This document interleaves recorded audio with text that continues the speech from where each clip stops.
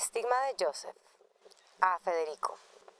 En una práctica del ejército sufrí un accidente que me dejó estéril. Completa e irreversiblemente estéril, dijeron los médicos y me dispensaron del servicio militar. Yo me empeñé en terminarlo, cosa que hice. Cuando salí, trabajé un tiempo como ayudante de carpintero y con lo ahorrado me fui de viaje a Sudamérica. En la Patagonia conocí a Miriam. También era israelí y mochilera. Tenía el pelo rojo y las mejillas pobladas por unas pecas deliciosas que me propuse contar. Tras la eterna travesía en bus a Bariloche le di la cifra, 452. Miriam se rió y a mí se me aflojaron las piernas. Los hoyuelos que se le formaban a cada lado de la boca tenían ese poder.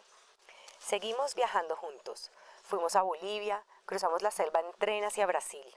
En Río de Janeiro, 2 meses después de conocernos, nos casamos de improviso en el delirio de una bacanal en el Cerro de Corcovado, ante la famosísima estatua de Dionisio. La ceremonia, oficiada de acuerdo con la religión romana, fue en portugués y no entendimos nada. Estábamos borrachos y enamorados. En un tour por el río Amazonas, Miriam me preguntó si quería tener hijos. Le dije que sí porque era cierto, hubiera querido.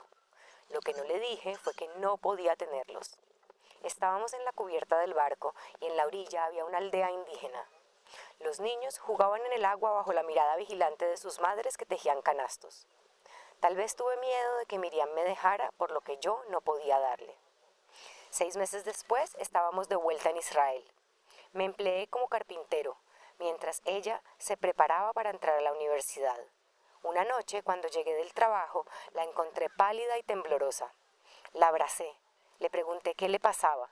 Se regó a hablar de un tal Gabriel. Nada de lo que decía tenía sentido, estaba muy nerviosa. Entre la maraña de incoherencias creí entender que el tipo se le había presentado en la casa, que era hermosísimo como un modelo de Benetton y que tenía alas. ¿Alas? Le pregunté al tiempo que le pasaba un té que le había preparado. Dijo que sí y empezó a reírse, como una loca. ¿Alas me estás diciendo? ¿Alas como el ángel? Estoy dichosa, asintió, embriagada como en la bacanal del Corcovado. Luego de que se tomó el té se quedó dormida. En su aliento no se percibía que hubiera bebido. A la mañana siguiente se despertó tranquila y le atribuyó el incidente al estrés. Últimamente no hacía más que estudiar. La animé a que se tomara un descanso. Ese fin de semana Miriam se fue a las montañas a visitar a su prima Elisheva, que sorpresivamente había resultado embarazada a los 45. A su regreso me anunció que ella también estaba esperando. Me reí. No molestes, le dije. Ella se quedó seria. Yo palidecí. ¿Qué pasa?, preguntó.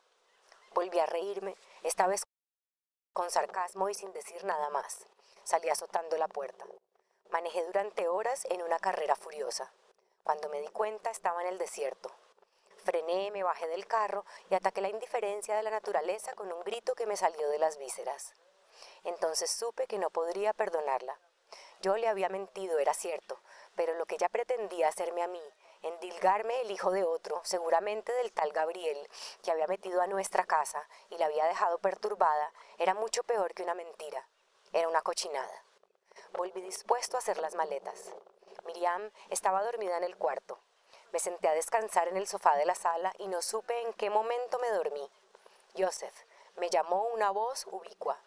El hijo que Miriam espera fue concebido por obra y gracia del Espíritu Santo.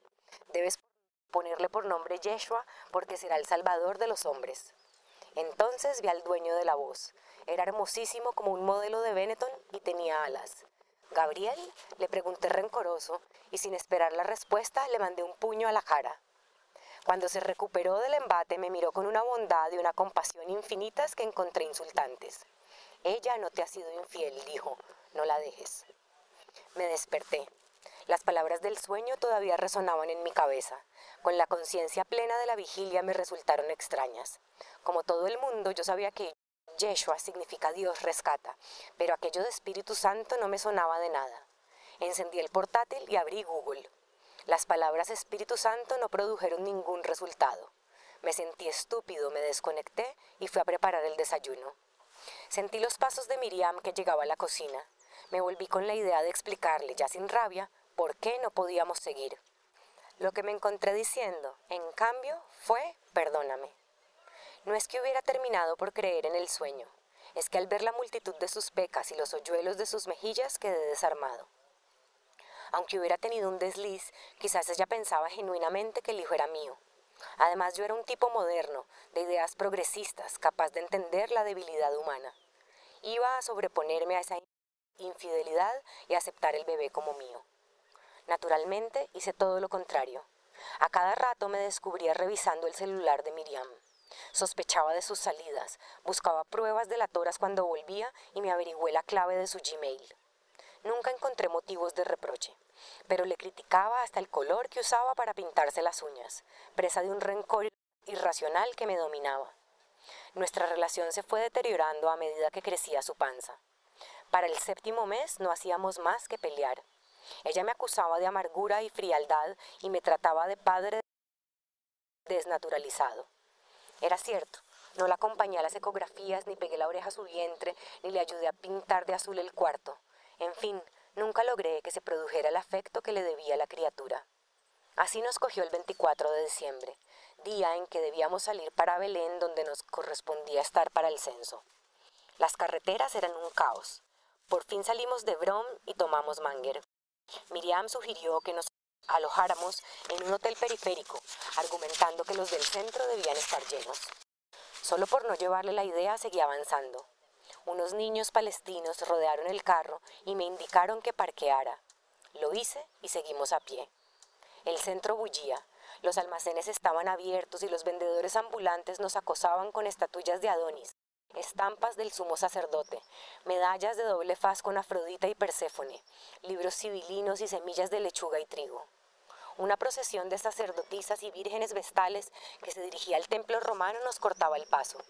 Había turistas tomando fotos, fieles congregados para la fiesta del renacimiento de Adonis, judíos llegados para el censo y soldados con metralletas en los tejados. Miriam y yo recorrimos todas las calles aledañas a la plaza buscando un hotel. Encontramos muchos, pero ni una sola habitación libre. Te lo dije, me echó en cara.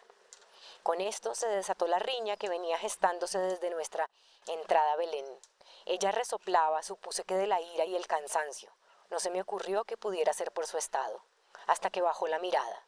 Acababa de romper fuente y estaba toda mojada. Se me fueron los colores y quedé confundido, sin saber qué hacer.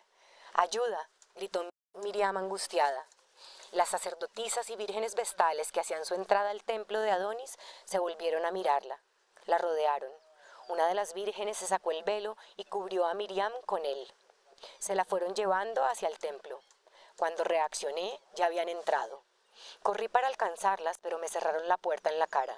Miriam, grité golpeando la puerta, Miriam, Miriam. Un grupo de curiosos se había agolpado alrededor. «Es una virgen», dijo alguien. «¿La parturienta?», le preguntaron con sorna. «Sí», dijo otra persona. Llevaba el velo de las vírgenes vestales. Una risa demente quebró los murmullos. Era la sibila montada en los jardines del techo del templo.